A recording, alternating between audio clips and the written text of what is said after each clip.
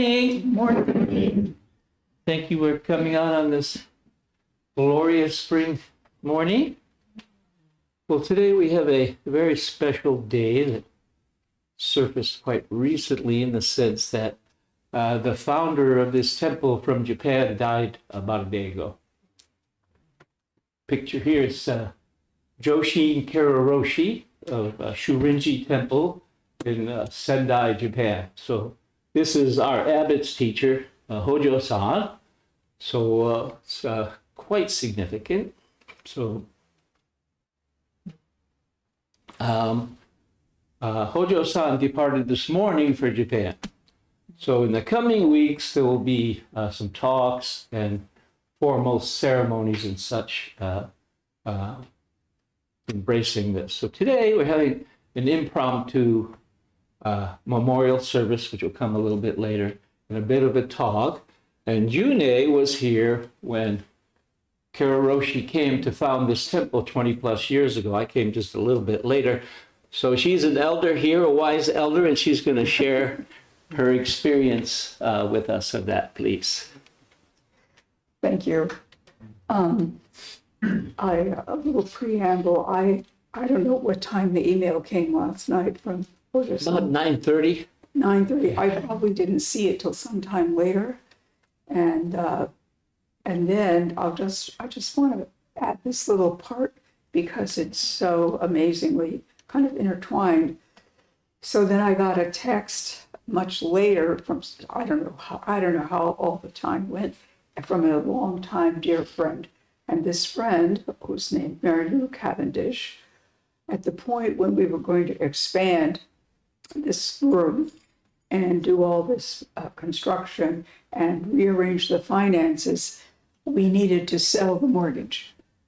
This was because Ejo held the mortgage and it needed to get into the ownership of the Sangha, the official ownership, and that had to go through a process of us showing we could make payments before the bank would loan Mary. So we needed someone to buy that mortgage. Mary Lou Cavendish did that. And if you look over on Ejo's desk, there's a picture, a card of a pig with pearls. So Mary Lou Cavendish's sister is that artist who did that. So those are some of the connections historically. And that text I got from Mary Lou last night was telling me the death of her 44-year-old grandson. And the reason I mention this is the fourth death. This is the son of her son, who died probably 30 years ago in a car accident. And then her beloved younger son died of colon cancer, and then her other oldest grandson died of pancreatic cancer about 2 years ago. And now Ryan, who was only 44, leaves his 8-year-old daughter and a wife. And so we were on the phone at midnight, and so if I seem sad, it's not because our beloved founder's death. It's because this was all entwined last night. And so I just say that in terms of how I am and how I found out. I didn't really know I was going to be sitting here doing this until I arrived this morning. I mean, Ejo had said, maybe you could talk a little. So here we are, and I'm delighted and feel very privileged to talk a little bit about this. So this is 2004. We had been here 2 years, and this dedication was planned. And so if you imagine this room half the size, the altar's on the end here. And I think about 4 or 5 priests had come early in the week, and they were here all week. The family were living upstairs at that point. So Azusa took the kids and went up to Ejo's parents in Salem, or Hojo's parents, although he was Ejo then. So there were talks and things happening all week. This was a small group. Thelma, maybe I think Tony was still here, Mark and Sydney, Anya was here, Neovan had just started coming. And so, but we weren't very many people, and we were going to make, so we had to figure everything out, the chairs, the food, what would we feed them, what did they want? Ejo had all these ideas about getting salmon and stuff, but we never did that. So we had a lot of planning, and that's where the whole lasagna thing came from as a sort of minor tradition of the anniversary. And we had ovens around the neighborhood, you know. So anyway, we brought it off. And it was our first kind of function like that. We didn't have Kogan yet. So, but there was a young man named Gensei, who you may hear about from time to time, and he was Ejo's assistant. There were 3 days of ceremonies, I think Friday, Saturday, Sunday. And I think some of the feeling was, we later found out that they didn't really think we could do it. I mean, at least America's going to be able to do 3 days of ceremonies, bowing, chanting. And so we did. I think we held up really well. And I think there were a lot of other people who had come because there'd been a big newspaper story about this. So this was just 2002. I hadn't done Jukai yet. Only 4 people had done it with Ejo. So I was in that place of, am I going to do this? Am I really going to make this deep commitments? I'm not much of a joiner. And so one of the most amazing, beautiful, moving aspects were his talks. And of course, Ejo translated. And something happened for me during those talks that I don't really know what it was or understand it, because of course it's all coming through translation. And but that was it. My decision didn't have to be made. That decision happened during that time, and it was his teaching. And so I'd been reflecting on that already, because I knew he was very close to leaving this body. And so it's with it. So I think gratitude is where we are today. So I have a great memory of him. There was a crazy patio out here. It had a roof and a whole divider thing with a fireplace. Well, anyway, we were sitting out there. He was sitting by himself at a picnic table. And I think everybody was getting a little crazy by then. It was the end of the Sunday thing.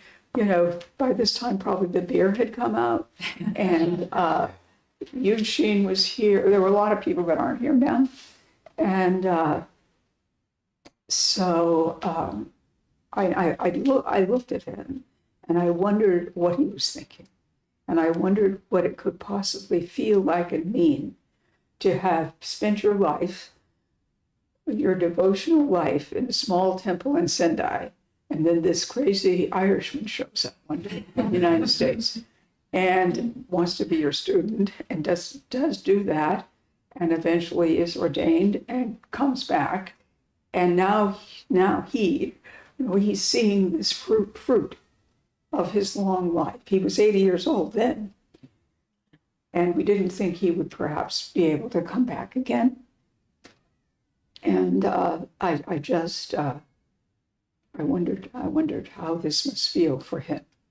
And then the other highlight of this 3 days was eye gazing. I don't know if you've ever been in any retreats or sessions where this is done, or if you've ever been in any awareness workshops where you have to hold someone's eyes 10 minutes. It's not so easy. It's very intimate. And I think I was at one session in San Diego Center where that was done. It's a wonderful practice. And so part of the tradition is that we would each go in the room and do eye gazing with him. And some people felt really intimidated. And I thought this was a rare, miraculous opportunity.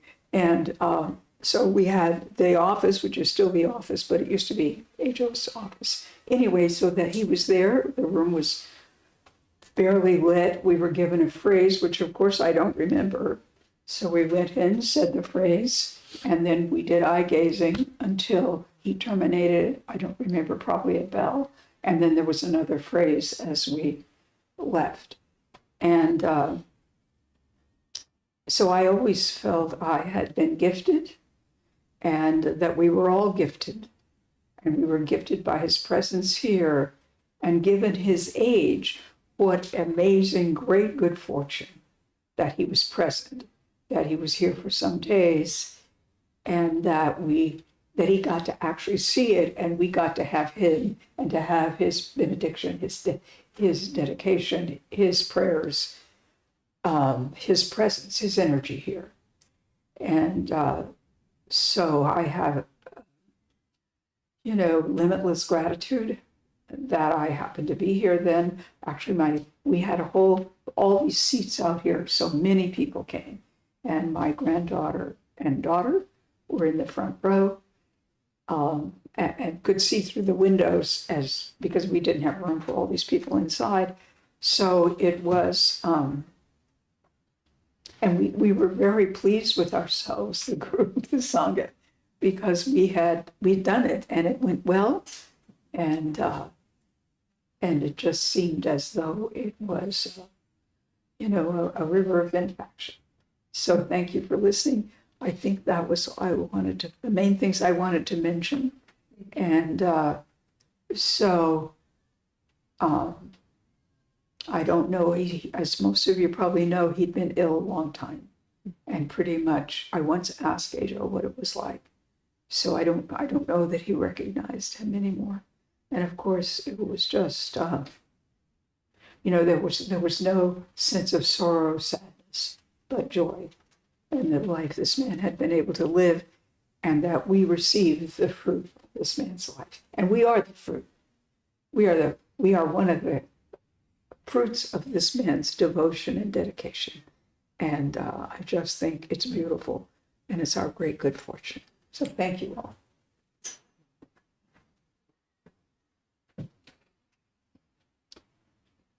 So we're not doing questions. I don't think so. If somebody wants to say something, then I think we should have a little time for that. That'll be fine. Yeah. Yes, what do you think? Yes. Yeah? Yeah. Please, anybody have a question or insight or inspiration? Or hooray? Or... Yeah. Did he ever come back? No. It was talked about, but, I think I don't know how long, he's 96, right? So I think he's probably not been well. If you figure he was 80 when he came, I don't know how long do you have any memory of how long he's been not, that he was in some sort of care situation? Last 2 or 3 years. He's 96 Right. when he went to his parinirvana. Right. Death is a different term. It's a parinirvana, like Buddha. Right. 96. Yep. But I don't know how long he had been. There was some point where he was in care, I think. And I think the last couple, 3 years. Maybe. Maybe a little, maybe longer. Not sure. Yeah. And so Ejo's Dharma brother, his son is now, and has been the abbot at the Sendai temple. So, yes. Do you know anything about his early life? Well, as far as I know, he's always been a priest. I mean, that was his calling, and that's what he did.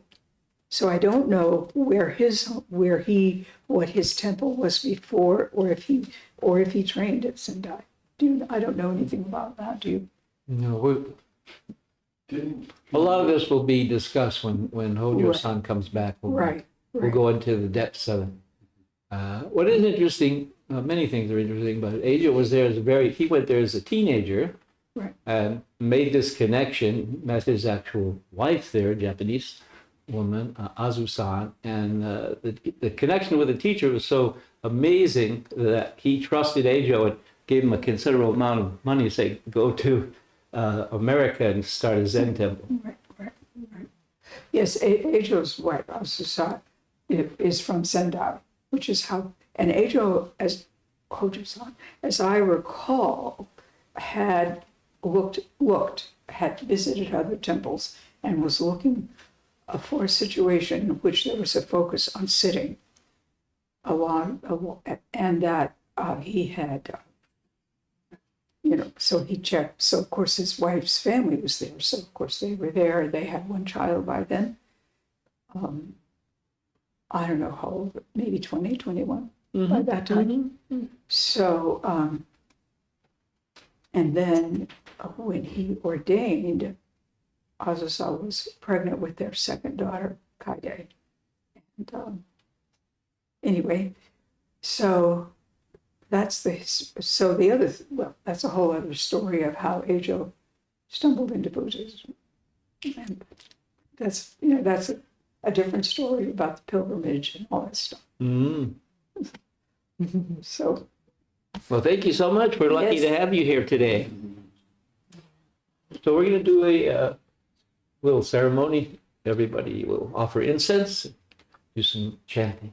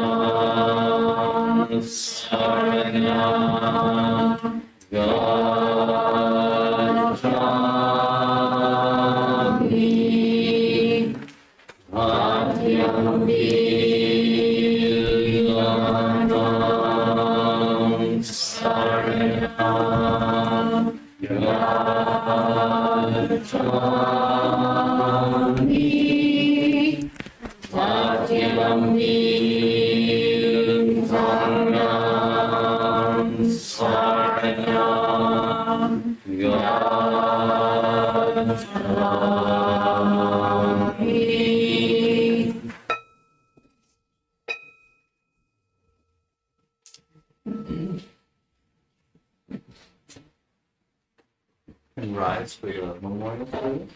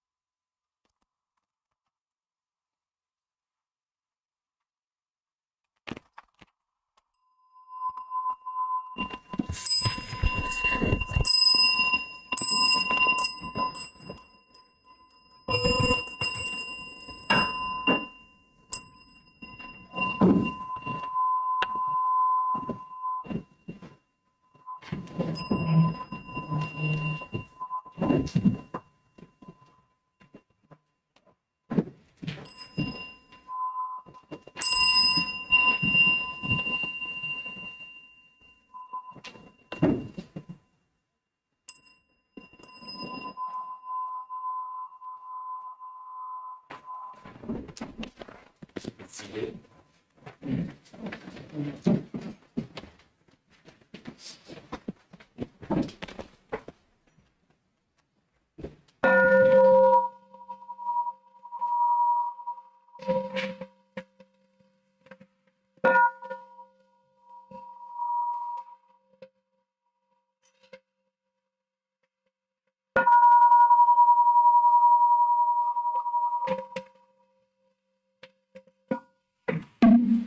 Verse of the life path.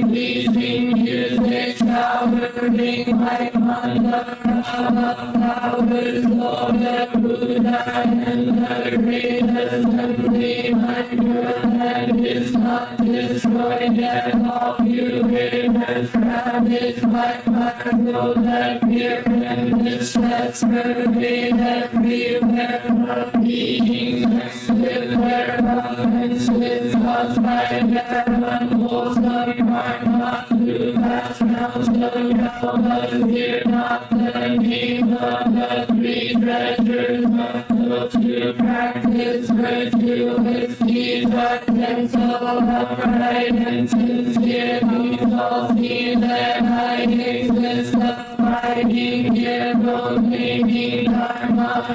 Thanks for the sake of that assembly, I describe who looks like man has immeasurable for those who after great things see the Buddha. I explain how rarely Buddha is encountered. Such is the power of my wisdom. The beams of insight shining beyond measure. This lifespan of countless kalpas came from uncultivated practice. You who are possessed of wisdom in regards to this entertain no doubt.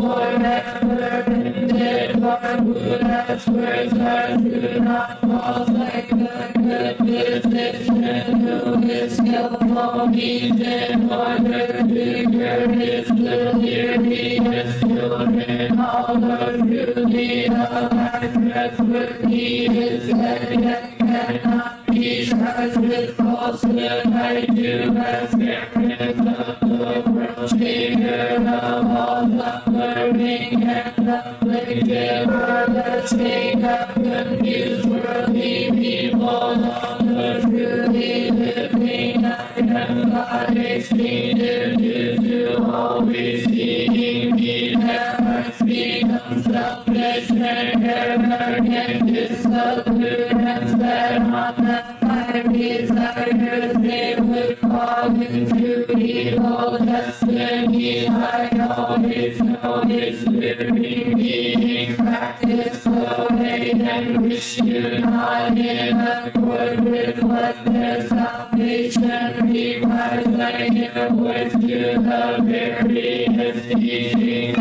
have heard.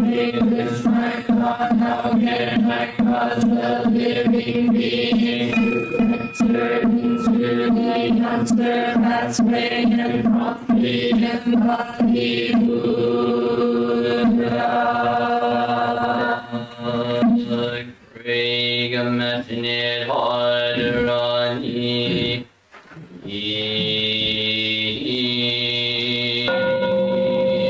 Namo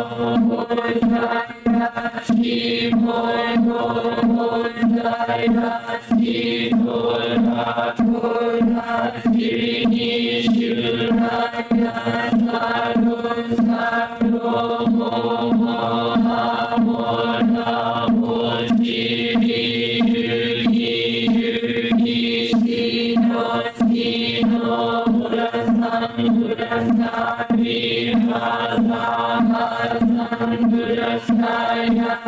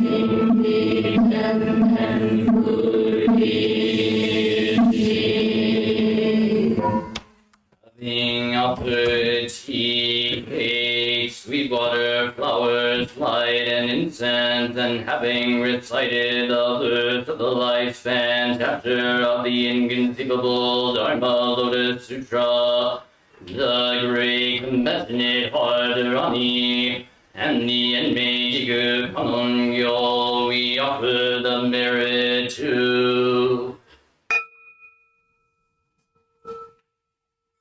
Great founder of this temple, most reverend Butsugen Joshin Daiosho, who has newly entered final nirvana. We pray that the mirror of wisdom will be sharp in its luminescence, that the wind of truth will wave its colored banners, that the flower of liberation will blossom inside the garden of awakening, and that the waves of purity will be stirred up in the ocean of Dharma nature. May we together with all beings, realize the Tao way.